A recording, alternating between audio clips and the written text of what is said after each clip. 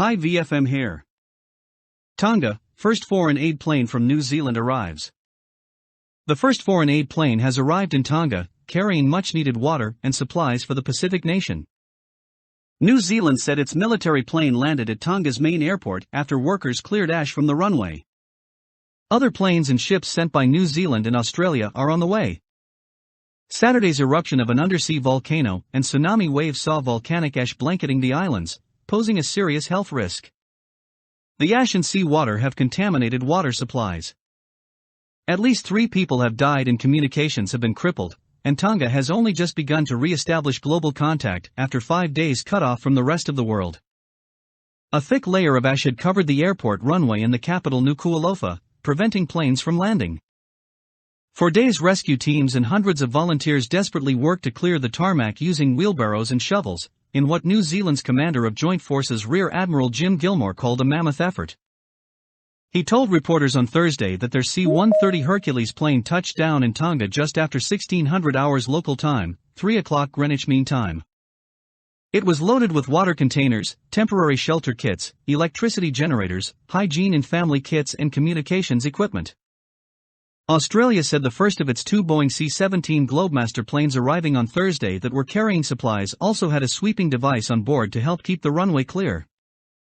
Both Australian and New Zealand authorities have confirmed that the drops will be contactless, to prevent the risk of COVID spreading to the island, which has seen just 1 case of the virus so far in the pandemic.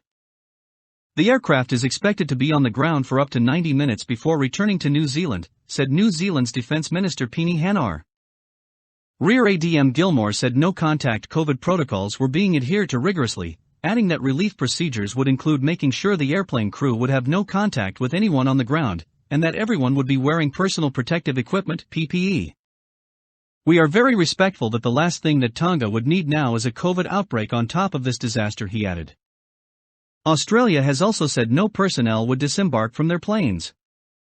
A New Zealand naval ship is also due to arrive in Tonga on Thursday, ahead of other supply ships. Authorities said HMNZS Wellington's first task was to scope out shipping channels and wharf approaches to Tonga's port to ensure vehicles can go alongside it. Mr. Hanar earlier told the BBC the supply ships would bring more than 250,000 litres of fresh water and desalination equipment, used to separate salt from water. The most pressing matter that's come through from the Tongan government is the need for fresh water, he said. Meanwhile, the Church of Jesus Christ of Latter-day Saints in the heavily Mormon nation says it has been providing significant shelter and clean water supplies to locals in the past days. Contact with Tonga remains limited. A 2G connection has been restored by a telecommunications provider Digicel, but the line is being overwhelmed by the demand. The main severed undersea cable connecting the remote island nation to the outside world may also take weeks to fix. Recently released pictures from Tonga's consulate in the European Union have shown the extent of the damage, including cars, roads and buildings in Nuku'alofa coated in a film of ash.